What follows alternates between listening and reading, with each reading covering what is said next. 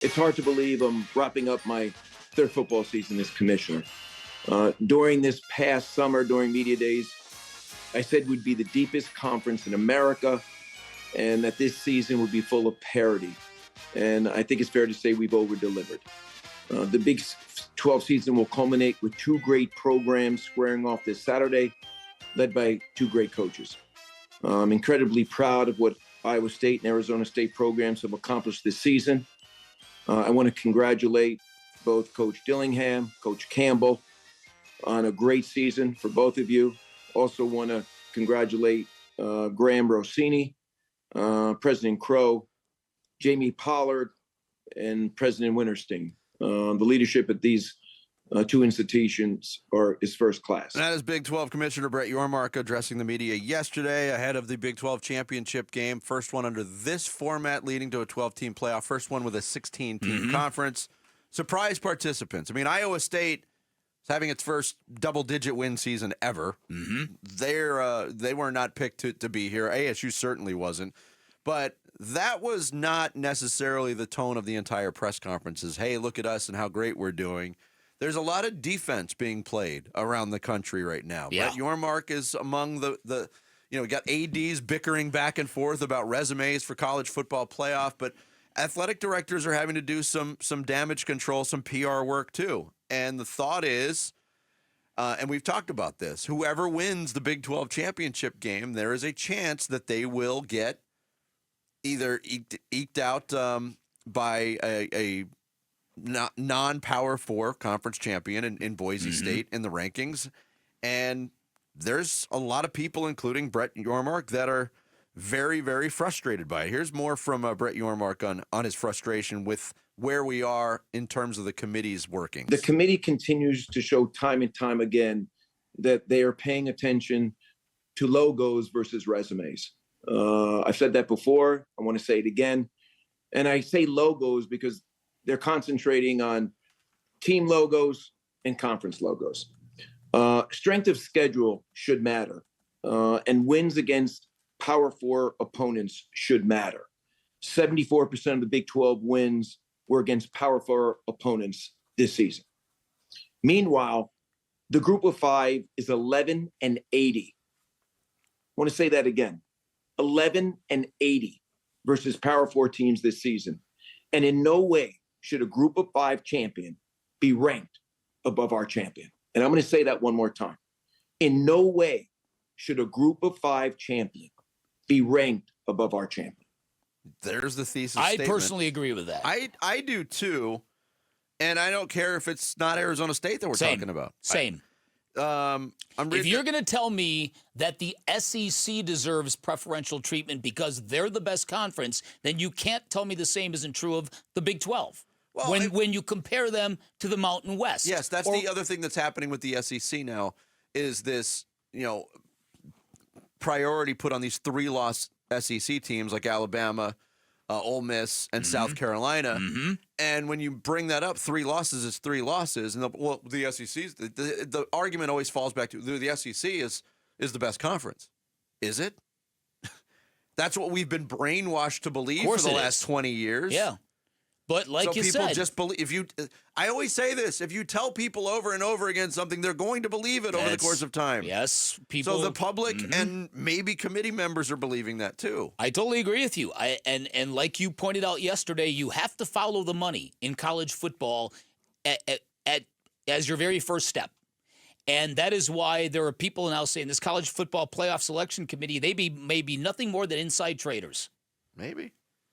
And so this is to me why I'm glad that Brett Yormark came out and said this, because I think it does need to be said. I think if you want a healthy system in college football, you can't continue to peddle this nonsense that these two conferences, the 3 and 4 loss teams, deserve more merit than smaller conference champions. That's the way to kill the sport.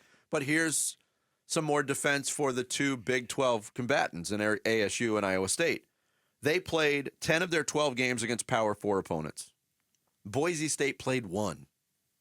The only Power 4 opponent they played this year was Oregon. Mm-hmm. They played them well. They did. They lost by 3 in Eugene, and that has boosted their resume a little bit. If you look just at strength of schedule, ESPN's metric says Iowa State has the 68th best strength of schedule, ASU 72nd, Boise State 86th. And I'll admit it, the Big 12 is not a powerhouse conference this year, but it's a power conference. And there was a lot of decent to good football teams in that conference. Yeah, they have a lot of good teams. They don't have, they're not super top heavy, but they have a lot of good teams. Yes. We talked about it going into the last week, how many teams could play for the championship game because they had a lot of teams with 8 and 9 and 10 wins. Mm-hmm. It's so frustrating. It's also not like they have a champion who has 4 or 5 losses and okay, this is the year. That's why Boise State should be ahead of them. Yeah, their champion is going to have 2 losses. It's going to be 11-2. Yes. And then you look at the Wyoming comp when you compare, say, Boise State to ASU. I mean, different points of the season. Sure. But they're the season opener as opposed to a conference game late in the season, but it's the same program. And one team mopped the field with Wyoming, and one team struggled with Wyoming. Strength of schedule as a metric is very, very tricky, and it can be very, very dangerous. It's your winning percentage, it's your opponent's winning percentage, and it's your opponent's winning percentage. So you're getting a lot of numbers crunched into a computer. Yeah. But that being said, I have to fall back to what I said earlier in the week. While I agree with Brett Yormark that the Power 4 conferences, unless you have an undefeated and completely dominant Boise State or similar program, I think they should get the ranking advantage. But if ASU wins, I don't care. I'm very happy with them being in the dance. Yeah, yes, but I'm with you. And I think for this program especially, I think next year, if they follow it up, and if this is going to be sustainable, and this is going to be the jumping off point, next year's the year you can start to complain about Well, seeding. I totally understand that, but in a year where it's sort of unexpected and you're the Cinderella team, not having that extra game, not having that extra week is a huge deal, don't you think? Not having to win one extra game against these teams that are on paper much better. Of course it is, but again, I think that if you're not an ASU fan, so I think you're missing one component of the perspective, and that is, given all the false starts, all the crash and burns elements to this, it really kind of feels like just getting in is everything for this football team, because that is going to give them the ability to sustain this thing. And that's what has never happened.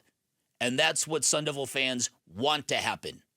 And I hate the strength of schedule thing, like you pointed out, because it goes on winning percentage, but when the SEC schedules, their mid-season game against Mung Butter State. And right. Apologize. Apologies to all Mung Butter alumni. Yeah, apologies. I don't mean to call you out specific. I'm just using you as an example. What's their mascot? Well, I don't want to tell you on the air. But they get a bonus win or 2 every single year because the conference schedule is so tough. They have to schedule these directional schools. As Vinny said, it is a scam. Nothing will ever be enough for them. If you go to a 32-team playoff, they're going to say, well, our entire conference should be in then. We deserve 28 of those 32 bids. You only have 16 teams. Well, we'll make up some schools. We're expanding. Right. Yeah, I'm with you on that. The SEC arrogance and even the Big Ten. The Big Ten has always been very, very top-heavy. The additions make them a very powerful conference, quite obviously. But to me, this is just so bad for the sport. The idea that there can't be regionality, commonality, everybody pushing in the same direction, it's anarchy. It's terrible for the sport. Yeah, I agree. Coming up next, by the way, one other note. This was offered by Ross Dellinger from Yahoo Sports yesterday. He was doing a secondary market search on tickets for the respective championship games around the country. The SEC, your get-in price, according to StubHub, $109. Mountain West is $42, but that's a campus against a home game for Boise State. The ACC, $41. Big 12, $35. American Conference, $26. You can get into the Big Ten championship game Oregon against Penn State for $13 in Indianapolis. Wow. And that's one of the quote-unquote premier matchups of the weekend. No Ohio State, no Michigan. I guess so. Yeah. And if a you're team Nor- from and if the you're Nor- West? yeah. Sacrilege. Oh, right, exactly. We expanded. We didn't expect right. them We to didn't be expect good. this. Right. Ducks? What are ducks? Thanks for watching Bickley and Marotta. Click to see the latest Bickley Blast and hit the button in the middle to subscribe to Arizona Sports.